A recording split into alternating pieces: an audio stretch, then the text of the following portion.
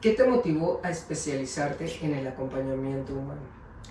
Pues mira, no sé si sea un especialista en el acompañamiento humano, pero sí es una de las actividades que más disfruto realizar,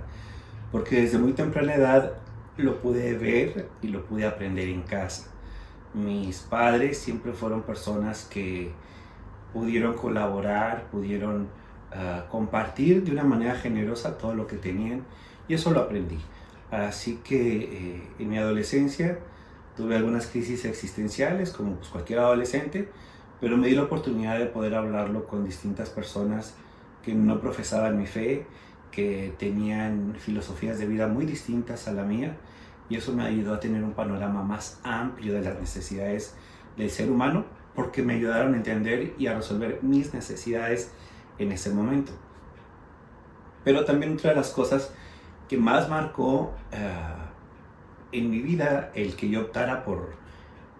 entrenarme en esta parte del acompañamiento humano fue un grupo que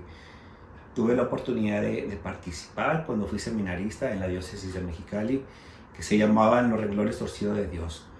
Un grupo de jóvenes sumamente talentosos, todos ellos artistas, pero que tenían dificultades sociales, habían tenido ya la experiencia de estar en la cárcel, y algunos eran pintores, eran bailarines, eran actores. Era un grupo que se caracterizaba porque tenían grandes dones artísticos, pero que tenían también una manera de vincularse que les había dificultado el integrarse de todo en la sociedad. Entonces ellos me ayudaron a ver que hay tantas posturas ante una misma situación, y eso me ayudó a entender que hay más de una respuesta para la misma pregunta. De ahí que se despertó en mí la inquietud por conocer un poquito más. Recuerdo que cuando hacíamos los retiros espirituales en promoción vocacional y había jóvenes con preguntas raras, siempre me pedían que hablara con ellos. Y yo lo miraba como la oportunidad de crecer y de saber qué más necesidades había ahí para las cuales me tenía que preparar. Después de ahí, otro factor que yo creo que me ayudó a entender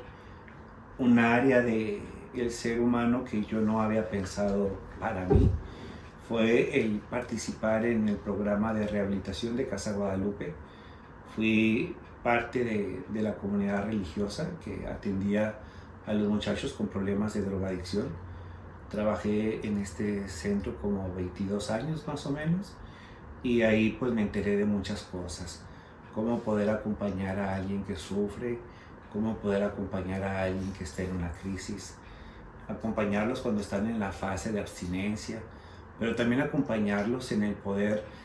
disfrutar y festejar cada logro que se hacía, por más pequeño que fuera. El ver cómo las familias podían volver a integrarse, el trabajar juntos, el ponerse metas, todo eso era un ejemplo y un aliciente para mí en entender que acompañar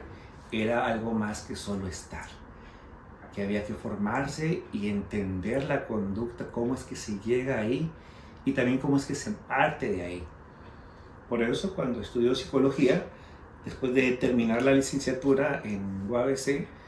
decidí estudiar la maestría en terapia gestal. Esta manera de ver la figura a fondo de cada situación me fue muy gratificante y muy enriquecedora, porque encontré ahí en esta formación muchas respuestas que tenía, muchas estrategias que, aunque se daban por hecho, pero ya el poder descifrarlas y desmenuzarlas, se entiende mejor el proceso por el cual cada uno puede caminar. Aunque sea la misma situación, aunque sean elementos diferentes, el poder acompañar es único. Eso me motivó a, cuando hice el doctorado en Ciencias del Acompañamiento Humano, me fuera por esta parte de la investigación en crear un protocolo donde pude mezclar lo que es la psicología, sobre todo la gestal, con cuestiones espirituales o con un entrenamiento espiritual en lo que son el castillo interior de Teresa de Ávila. Uniendo estas dos técnicas pude desarrollar otra que se llama Quiero en el Castillo de la Verdad, donde me ha permitido poder acompañar a otras religiosas y a otras personas que participan de mi fe y ha sido muy grato el resultado. Y de ahí en la práctica profesional como psicólogo, pues se han desmenuzado otras muchas estrategias que se han diseñado precisamente para esto, para facilitar el acompañar, para animar y crear la confianza de que paso a pasito o pasos grandes, siempre y cuando estés respetando tu ritmo y tu tiempo, podrás llegar a donde tú lo decías.